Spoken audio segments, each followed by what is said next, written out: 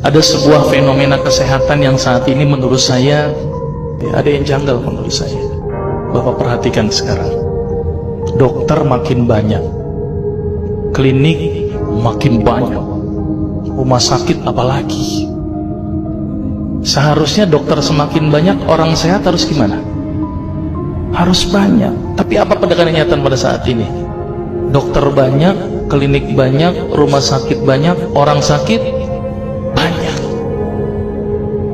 Ini yang salah siapa nih Pak? Dokternya atau pasiennya Pak?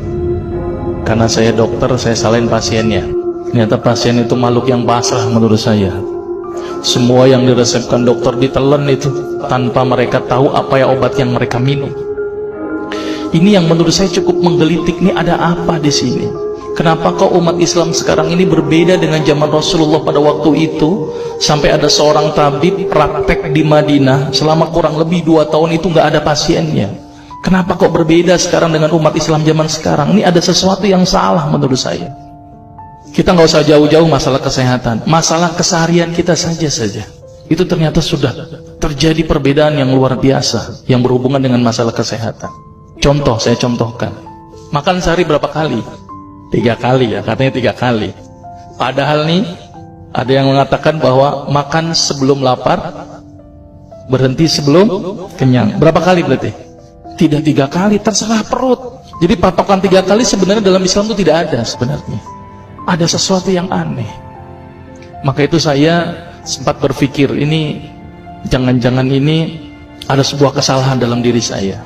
Maka itu saya setelah lulus dokter, saya melanjutkan kuliah lagi, tapi tidak ngambil spesialis gitu ya.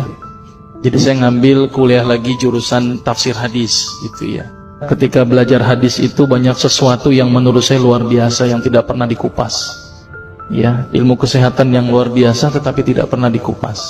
Nah, di situ saya bertemu dengan seorang ustadz. Kemudian ustadz itu bilang begini. Ini latar belakang saya kenapa saya belajar pengobatan Nabi. Ustadz itu bertanya kepada saya begini, "Dok, antum yakin gak sih dok kalau antum masuk surga?" Saya jawabnya pada waktu itu apa? "Yakin Ustadz, saya masuk surga karena Allah menurut prasangka hambanya." Tapi Ustadz itu bilangnya lain. "Kayaknya antum masuk neraka deh." Waduh, dia memberikan data-datanya ke saya. Maka saya bersyukur kepada Ustadz tersebut ya. Dia ambil pada waktu itu, mohon maaf ya, saya menyebut merek, mohon maaf. Ya dok, Lovenox, obat yang dipakai untuk mengencerkan darah, biasanya diberikan pada penderita penyakit jantung, stroke dan gangguan bekuan darah. Di situ tertuliskan kata apa? Porsin origin. Ada yang tahu porsin? Porsin itu isinya Pak, babi Pak. Saya bilang, waduh, berarti dok kalau antum resepin porsin satu pasien, antum telan itu obatnya, kira-kira ibadah orang tersebut diterima nggak sama Allah? Siapa yang dipersalahkan nanti? Diambil obat yang kedua, Actrapid. Apa itu? Insulin. Tulisannya apa? Human insulin.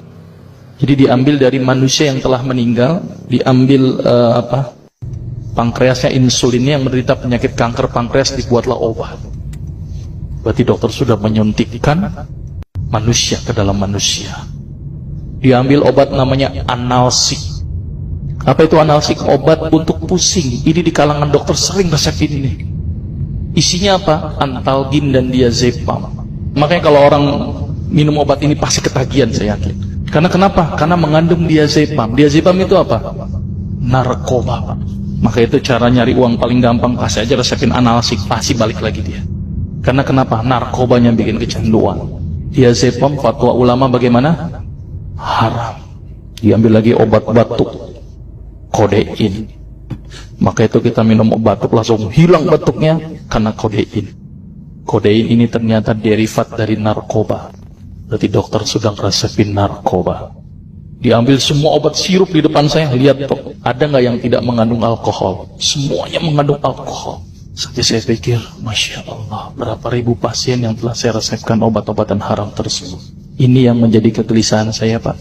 Terus kemudian saya melihat ada sesuatu yang salah. Kenapa? Karena agama Islam tidak dipelajari secara benar.